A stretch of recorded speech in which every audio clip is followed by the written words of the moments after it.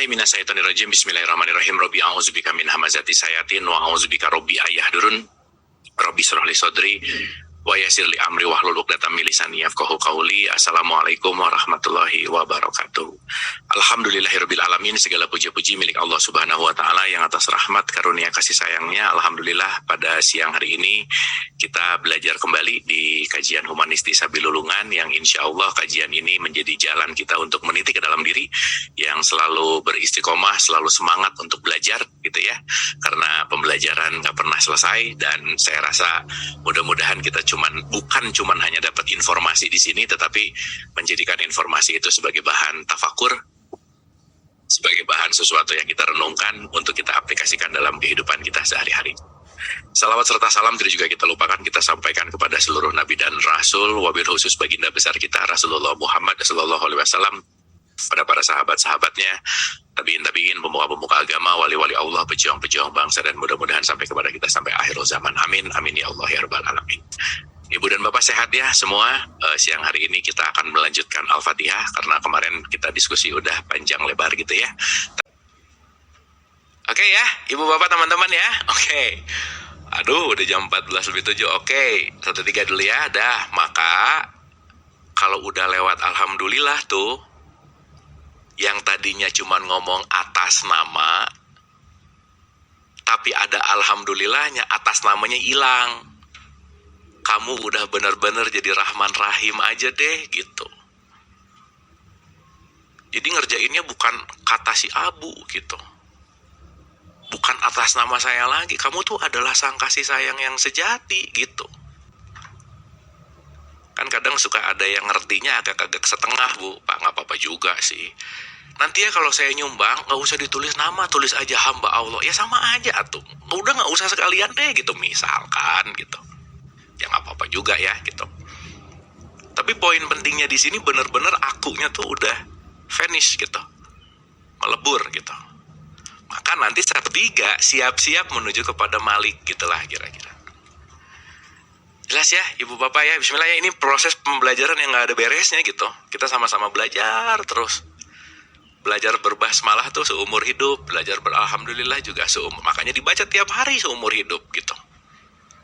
Karena nanti layer by layernya akan berkurang sedikit demi sedikit demi sedikit demi sedikit. Bismillah ya, sekali lagi level bismillah seseorang gak ada yang sama, level alhamdulillah gak ada yang sama. Gak perlu terlalu sibuk untuk mana benar salah, mana lebih bagus, enggak. Tapi yang penting adalah apakah saya lebih baik dari hari kemarin. Nah, itu poin pentingnya. Kalaupun mau berlomba, patokannya adalah diri kita masing-masing gitu. Oke? Sip ya? Ini nih. Baru nih. Termasuk nih. Nah, runtut sedikit. Atas namanya masih ada. Karena kenapa? Rob tahu dia adalah Robnya. Atas namanya udah hilang. Karena udah become. Kan hidup itu becoming ya. Terus dinamis gitu. Nah, kita bicara nih, kalau udah ini berarti kira-kira 1/3. Ini gampangan aja ya. Ego makin gede atau makin meniada, Bu Pak? Meniada lah, udah jelas. Berarti aku kecilnya semakin meniada. Oke, saya gambarin dulu ya supaya gampang. Gambarinnya gini. Anggap ini perjalanan mau ke titik puncak. Nanti titik puncak ini sering disebut dengan Sidratil Muntaha. Naik ke atas disebut Mi'raj. Perjalanannya disebut Isra. Gitu. Ya, nanti partikel-partikelnya kita bedah. Ada perjalanan 1 disebut Safar 1. Ada Safar 2. Nanti ada Safar 3. Titik start, titik finish. Anggapnya gitu ya.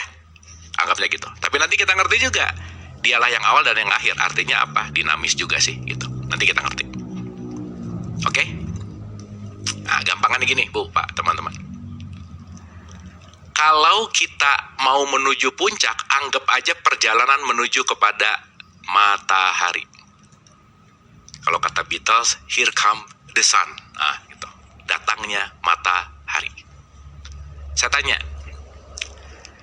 Kalau sesuatu mendekati matahari, apa yang terjadi kira-kira? Kita aja sekarang di sini, di bumi, dekatnya seberapa kilometer, ribu juta mungkin ya, kita rasa panas gitu.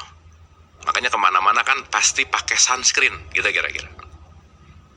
Nah, kebayang nggak semakin mendekat, kira-kira apa yang terjadi? Semakin kitanya nggak akan ada. Dalam tanda petik, terbakar habis. Jadi semakin mendekati matahari, semakin menuju kepada peniadaan. Matahari means cahaya. Cahaya means nur, Allahu nur. Gitu kira-kira. Maka matahari nanti akan memproyeksikan dirinya ke bulan. Maka matahari simbol dari Allah, bulan itu simbol dari kita. Kita nggak bisa bercahaya kalau tidak ada sinarnya. Maka rembulan, bulan bersinar bercahaya ya kira-kira. Ini lirik lagu suka agak-agak aneh sih. Yang bersinar itu matahari. Yang bercahaya itu bulan. Makanya nanti disebut 1000 bulan. Lailatul Qadar.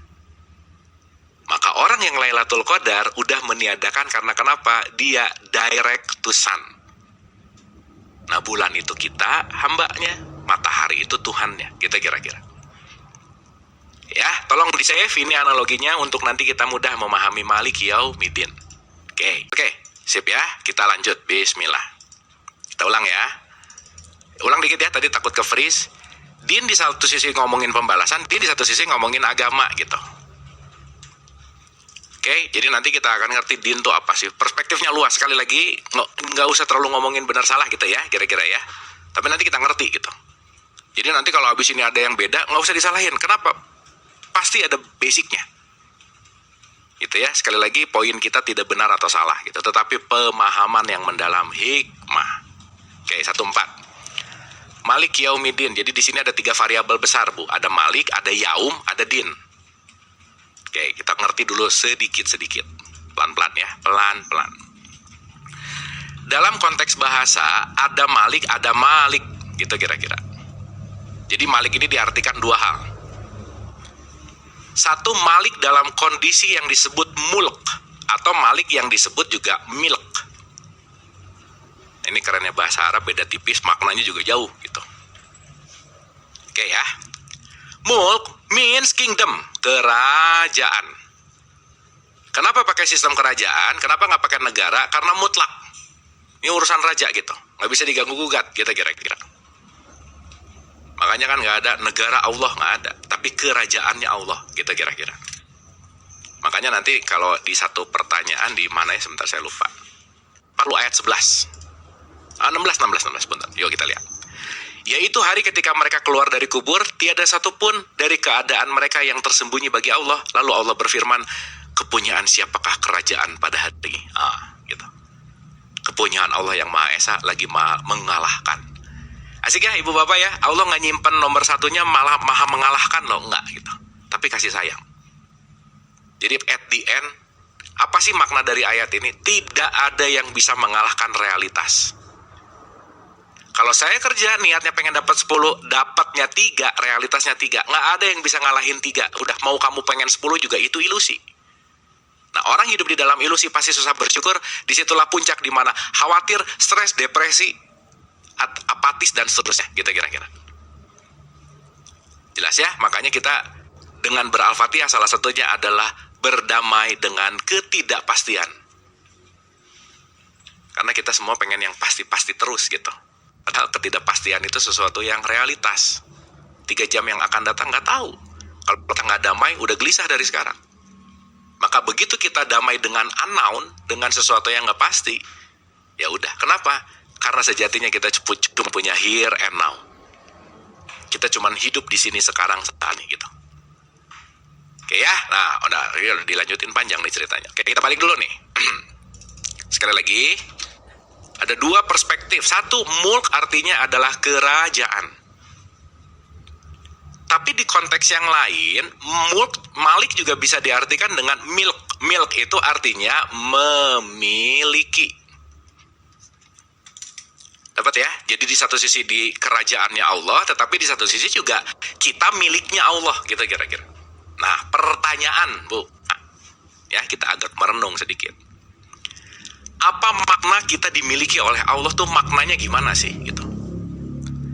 Dan nanti punten pisan, makna memiliki konsep ini tidak memiliki secara unreal, ilusional, bukan. Tetapi kita akan berbicara tentang pemaknaan yang real. Bukan abstrak lah gitu, bukan memiliki secara sosial gitu kira-kira. Nanti ngerti bentar lagi. Oke? Berarti kalau Allah memiliki, pasti di sini ada dua hal yang sangat penting, bahwa satu dimiliki, dua pasti ada yang memiliki. Maka ibu bapak punten misalnya, memiliki harta it's fine, tapi yang jangan dimiliki oleh harta. Karena kalau udah dimiliki oleh harta, harta jadi Tuhan, gitu. Kurang dikit, nggak nyaman. Kenapa? Tuhannya harta, gitu. Mau berbagi, ngerasa jadi kurang. Kenapa? Dimiliki. Harta tuh selalu ngomong, jangan dikeluarin deh sayang. Kamu kan nyarinya capek, gitu. Nah, itu ego, gitu. Berarti itu sudah dimiliki. Tapi once memiliki, berarti dia yang mengontrol, gitu kira-kira. Oke ya, sampai sini ya. Berarti dimiliki dan memiliki ada relasi di pertengahan, namanya kepemilikan. Jadi malik urusannya adalah kepemilikan. Oke, sampai sini. Berarti kalau ada kepemilikan, pasti ada yang namanya relasi antara dimiliki dan memiliki, gitu. Pasti ada relasi di situ, nggak mungkin nggak ada relasi gitu. Jadi malik nanti akan berbicara bahwa maksudnya memiliki, dimiliki Allah, kepemilikan Allah gimana, relasi kita sama Allah tuh gimana gitu kira-kira. Nah ini baca Al-Fatihah nggak ngerti ini, ya udah gitu, dia cuma jadi bunyi, it's okay. Tapi once nanti kita tahu ini, ngerti ini, oke. Nah gitu, ada ohnya di situ. Ada sesuatu yang nanti insya Allah adalah konteks di mana kita benar-benar menyadari. Gitu. Sip ya, pelan-pelan nih. Saya kasih contoh dulu ya, Ibu Bapak sampai sini oke? Ini nggak serius-serius kan, aman ya? Sip ya? Oke ya, sip ya, oke. Suara aman ya? Oke, kalau ada freeze lagi tolong dikasih tahu gitu. Kayak tadi soalnya nggak nge-freeze, tapi tiba-tiba hilang gitu. Oke, sip. Pelan-pelan ya. Oke. Saya kasih contoh pelan-pelan ya. Kelas 1. Ini yang disebut dengan yang namanya kepemilikan abstrak atau sosial. Yang dianggap bahwa oh ini saya memiliki. Saya kasih contoh. Oke ya. Saya punya apa ya? Atau gini. Ada seseorang datang ke toko buku. Dia beli buku. Berarti ada orang, dia ke toko buku, dia membeli buku. Berarti setelah ada kata-kata pembelian, buku menjadi milik orang ini. Nah, Abu aja ya, anggap ya, saya nih si Abu. Oke? Berarti antara saya dan buku, ini ada relasi dong, pasti. Tetapi ini kepemilikan yang disebut dengan yang namanya kepemilikan sosial. Kenapa? Karena kalau buku ini saya jual, buku ini sudah tidak menjadi milik saya. Buku ini menjadi milik si B, misalkan yang beli. Berarti ini tidak menjadikan sesuatu hal yang relasinya tuh holistik gitu kira-kira. Karena kenapa? Buku bisa saya jual, tas bisa saya jual, komputer bisa saya jual, segala sesuatu yang ada di depan saya bisa saya jual. Berarti ini tidak memiliki keholistik dalam konteks yang namanya kepemilikan. Makanya disebut abstrak. Makanya kita jangan ngerasa memiliki sih gitu, karena bukan punya kita juga. Suatu saat nanti pasti hilang. Pasti hilang. Dan sadarilah, segala sesuatu yang hilang akan berubah bentuk kepada sesuatu yang lebih baik. Udah pasti gitu hukumnya. Jadi kalau hari ini kehilangan A, dia akan berubah bentuk menjadi salah satunya misalkan sehat, bisa. Salah satunya misalkan kecerdasan, bisa. Maka kadang orang perlu mengeluarkan sekian juta untuk menukar dengan kecerdasan, misalkan. Nanti di situ ada power keterikatan lah gitu. Nanti kapan-kapan kita bahas lebih detail. Tapi yang jelas level 1 ini abstrak gitu. Dan hubungan kita sama Tuhan bukan di abstrak ini, enggak. Oke ya. Nah, sekarang kita masuk yang lebih esensial sedikit aja. 2. Kalau tadi saya ke toko buku beli buku dan buku menjadi milik saya, buku kapan aja bisa saya jual menjadi milik orang lain, gitu kira-kira. Tetapi yang kedua, ini lebih esensial atau lebih tidak abstrak adalah antara saya dan tangan saya. Nah, kecuali kalau ada niat jual tangan sih, tapi enggak lah ya kayaknya gitu. Enggak ada lagi ya, cuman ada 2 gitu. Ini lebih mendekati kepada real. Jelas ya, kenapa? Karena dari lahir saya dan tangan saya barengan, maka tangan ini dimiliki oleh saya. Dan gak pernah terpisah, terlepas. Beda kualitasnya dengan buku yang bisa saya jual. Anyway, ibu bapak kalau ngomongin ini bukan masalah jual belinya, bukan ya gitu ya. Karena benar ya, tangan juga bisa dijual sih, jantung bisa dijual, apa semua bisa dijual gitu. Tapi poin pentingnya, ini udah mulai yang asalnya terpisah, ini udah mulai menyatu gitu kira-kira. Ibu bapak, kita main ke Bali, tangan ikut nggak? Ikut. Kita main kemana, tangan ikut nggak? Ikut. Maka tangan nanti suatu saat nanti akan menjadi sumber recordingnya Tuhan. Maka kenapa software hardware kita lidah, tangan, kaki, kulit? Gitu. Karena ini semua memori akan ada di ini semua gitu. Makanya kan kalau di cerita dongeng-dongeng waktu SD, nanti tangan akan berbicara. Kayak tangan punya mulut nanti ngomong. Bukan gitu ya poinnya. Dia akan memegang memori. Memori means karma juga nanti kita akan ngerti gitu. Oke, singkat cerita ke nomor 3 nih. Antara saya dengan indrawi. Pendengaran, penglihatan, perasaan, perabaan, penciuman. Ini udah mulai fisik, ini non-fisik. Oke? Jadi ini sangat abstrak, ini apalagi non-fisik gitu. Tapi nggak bisa terpisah. Saya mau pisah sama pendengaran saya kecuali tidur. Saya mau pisah sama penglihatan saya kecuali tidur. Maka ibu bapak, orang yang tidur adalah orang yang benar-benar fitrah. Nggak ada benci, nggak ada suka, nggak ada gimana-gimana, dia netral. Makanya kita perlu tidur. Gitu ya, dalam tanda petik nih. Nanti kita tidur tuh apa sih gitu. Oke ya. Bangun tidur, gaya hidupnya nyala. Waktu tidur dia cuma hidup, gayanya jadi hilang. Kenapa? Keinginannya nggak ada. Makanya tidur disebut netral. Kenapa? Nggak bisa berbuat baik, nggak bisa berbuat jahat. Netral, senetral-netralnya. Karena egonya nggak ada di situ gitu. Nah, Malik Yaumiddin yang dalam konteks kepemilikan kita dengan Tuhan, dengan Allah. Oke? Itu tidak seperti nomor 1, tidak seperti nomor 2, dan tidak seperti nomor 3. Beyond. Kalau mau digambarkan Malik Yaumiddinnya kita sama Tuhan, Bu, Pak. Malik Yaumiddinnya kita sama Allah gitu ya kira-kira. Kepemilikan dimiliki dan memilikinya sama seperti matahari dan sinarnya. Sama seperti cahaya dan matahari. Ini gak bisa terpisah gimana pun. Karena sinarnya itu adalah bagian dari matahari itu sendiri, gitu kira-kira. Sampai sini oke, Bu, Pak? Jadi nanti jangan salah kaprah terhadap Allah nih gitu. Kalau ada di kesadaran 4, kita tahu bahwa kita ini, nah gitu udah mulai itu ke situ. Maka nanti Malik Yaumiddin, kamunya tuh udah nggak ada, kamu kecil ya. Makanya sering disebut dengan hari manunggaling. Gitu. Kalau mau agak mudah. Kesadaran manunggaling, aku kecilnya udah nggak ada gitu. Oke ya. Sampai sini ya. Jadi nanti kita mengerti bahwa Malik Yaumiddin ini semuanya luluh lantah.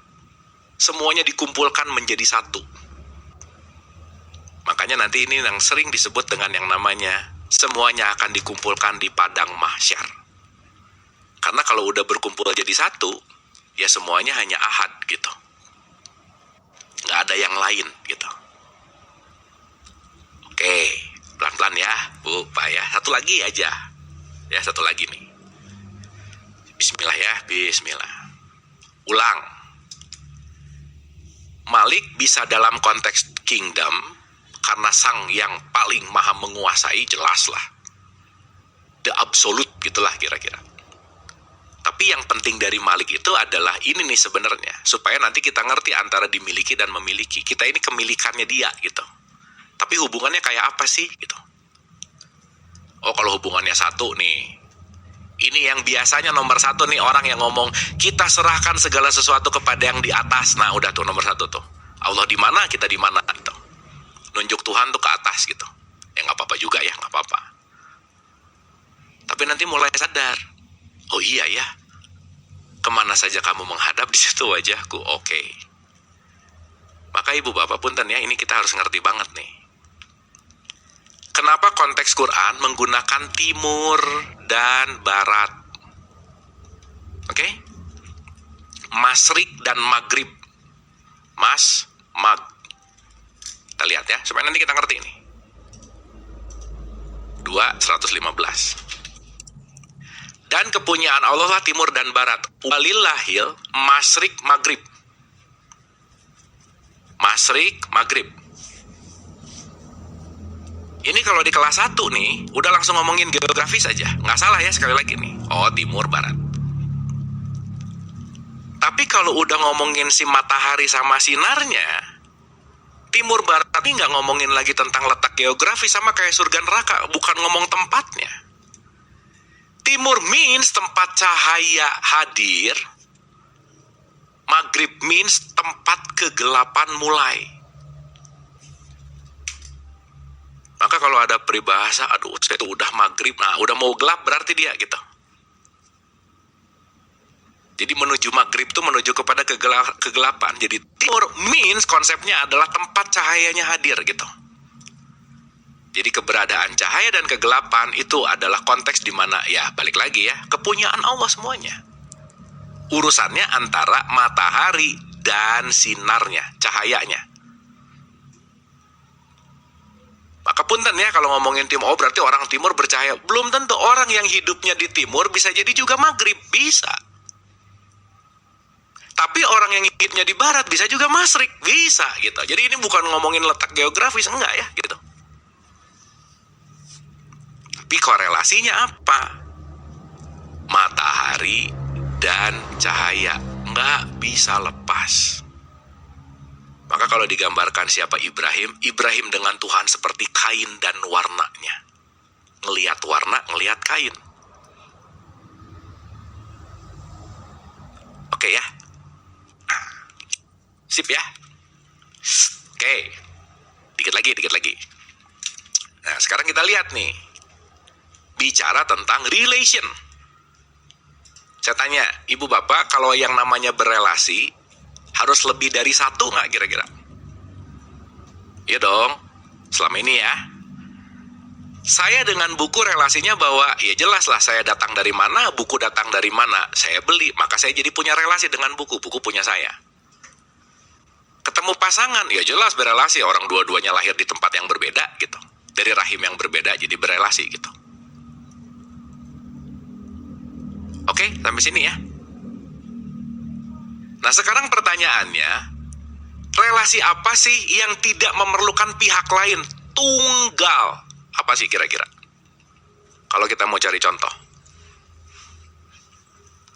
Karena kalau kita bicara tentang konteks filsafat gitu dari Aristoteles, dikatakan bahwa relasi itu adalah kategorial, bahwa saya dengan buku kategorial, saya dengan pasangan itu kategorial. Tapi ada yang tunggal.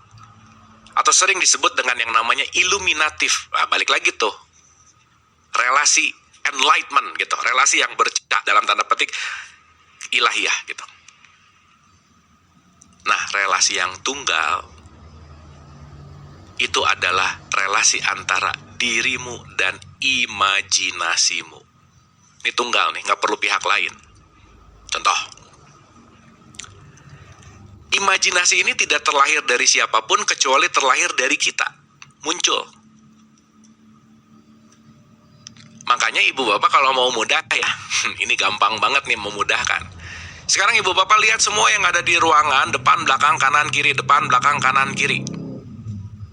Ketika seseorang melihat depan, kanan, kiri, semua anggap aja ya, kursi, meja, ABCD aja. Kita melihat ABCD seakan-akan kita melihat 4 sesuatu yang terpisah, betul nggak? Kursi di sini, lukisan di sini, monitor di sini, mouse di sini. Oh, berarti di sini ada kursi, ada lukisan, ada monitor, ada mouse. Ini 4-4-nya tidak terintegrasi menjadi bagian yang terpisah, gitu kira-kira. Tapi ibu bapak sekarang merem, semuanya ada di dalam imajinasi. 4-4-nya menjadi satu kesatuan. Ngerti ya? Aman ya? Ulang dikit ya. Supaya kita berpindah dari kategorial menuju iluminatif gitu. Karena mulk ini, Malik Yaumidin ini, kalau kita ngelihat ini A, B, C, D ada 4, berarti belum mulk. Belum Malik Yaumidin lah gampangnya. Kenapa? Saya masih melihat manyness. Saya masih melihat perbedaan di antara keempat ini. Kenapa? Karena saya membedakan dengan nama, bentuk, dan konsep yang saya ketahui. Gitu kira-kira. Oke, ibu bapak ya. Tetapi orang yang Malik Yaumidin, orang yang dihancurkan dalam tanda petik dipersatukan, disatuin tuh dalam artian udah nggak ada lagi konsep, udah nggak ada lagi gimana-gimana, dikumpulkan semuanya. ABCD itu berkumpul dalam satu ketika kita merem, semuanya ada di imajinasi kita. Berarti keempat ini nggak pernah ada di luar dengan terpisah. Kenapa? Karena dia ada di dalam imajinasi kita. Artinya apa? Imajinasi adalah proyeksi dari diri kita. Oke, sampai sini ya. Proyeksi. So, itulah maksudnya. Konteks di mana segala sesuatu itu hanyalah proyeksi dari Allah yang mau wujud menjadi apapun wujudnya.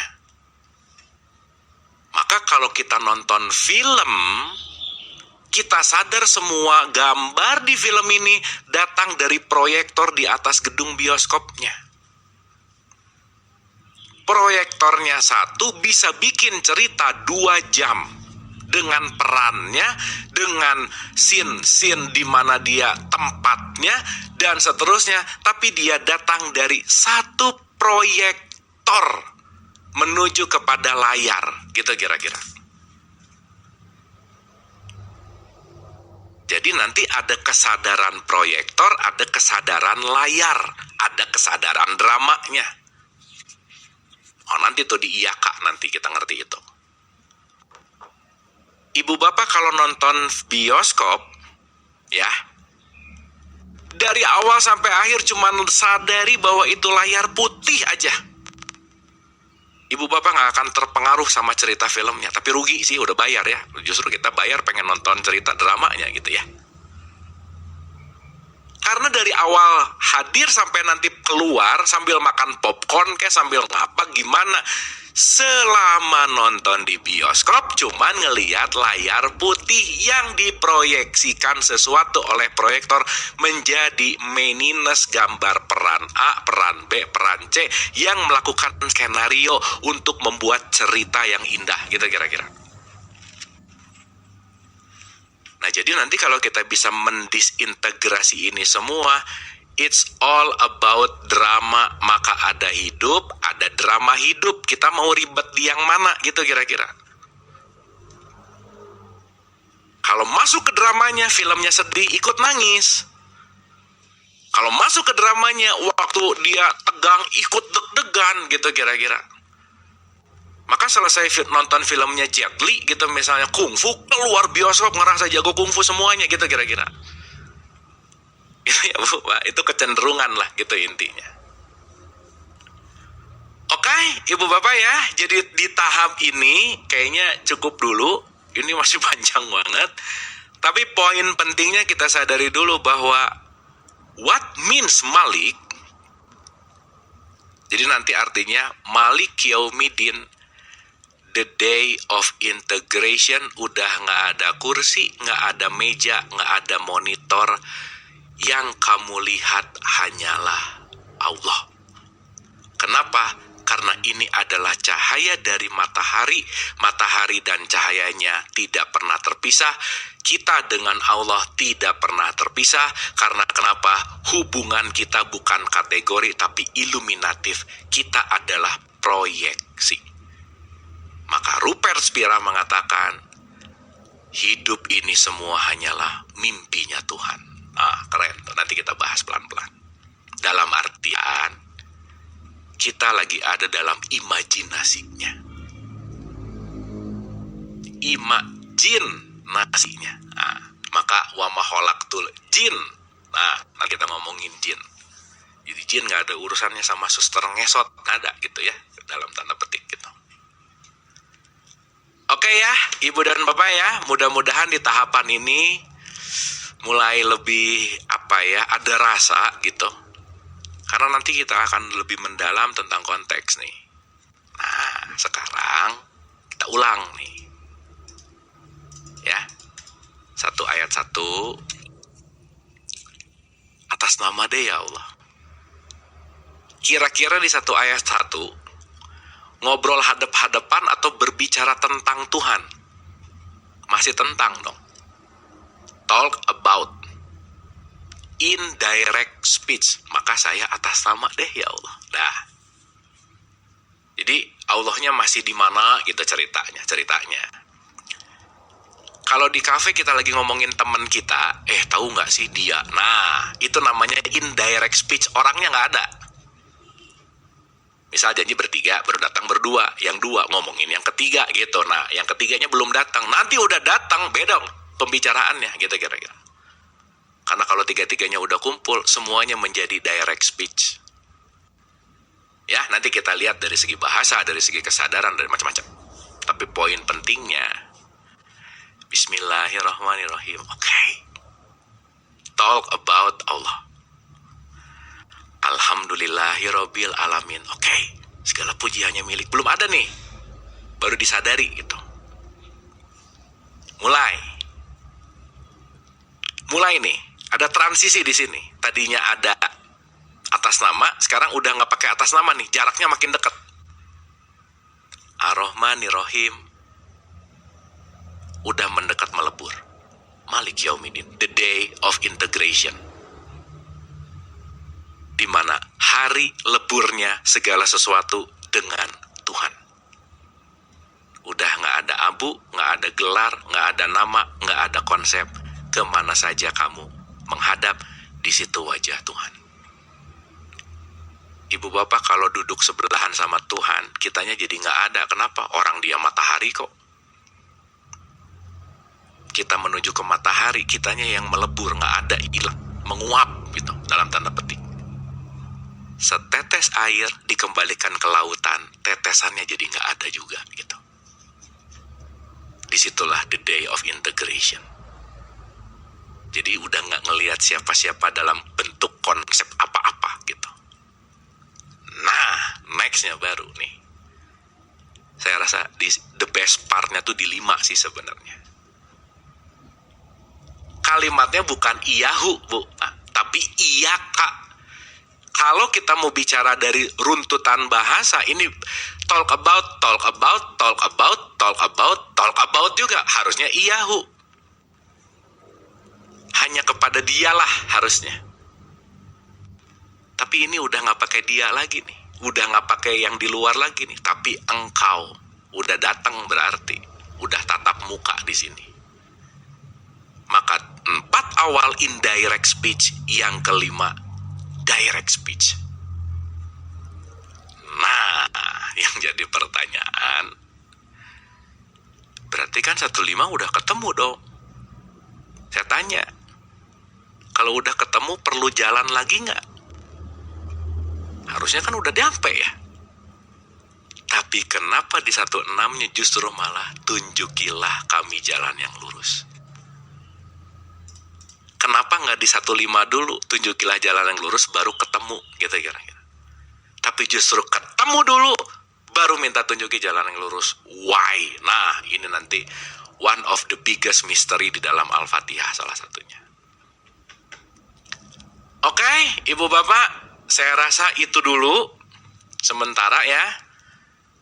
Mohon dikunyah sekali lagi, dicerna, dinikmati, disadari, dirasakan sih yang paling penting gitu. Jadi nanti mudah-mudahan ini akan menjadi sesuatu yang esensial gitu. Bukan bunyi, tapi kita benar-benar mengalami gitu. Selamat berbasmalah, selamat beralhamdulillah, berrahman rahim, selamat berintegrated gitu ya. Ingat ya, timur barat nih milik dia. Semuanya bicara tentang iluminatif gitu. Yuk mudah-mudahan kita pelan-pelan melepaskan maniness, yang many ini. Karena sejatinya Ibu Bapak, di layar saya ada 63 account, tapi semua 63 accountnya ada di dalam satu layar. Jadi saya ngelihat layar ini, saya melihat 63 maniness, tapi 63 maniness ini ada di dalam satu layar. Nah, kita mau ngomongin proyektornya, layarnya, atau dramanya. That's your choice gitu. Gitu ya, kira-kira ya. Tapi tolong dikunyah dulu. Insya Allah pertemuan berikutnya di awal kita akan tanya jawab dulu dari apa yang udah kita bahas. Baru kita ke puncak untuk bicara di safar 2 dan ketiga, gitulah kira-kira.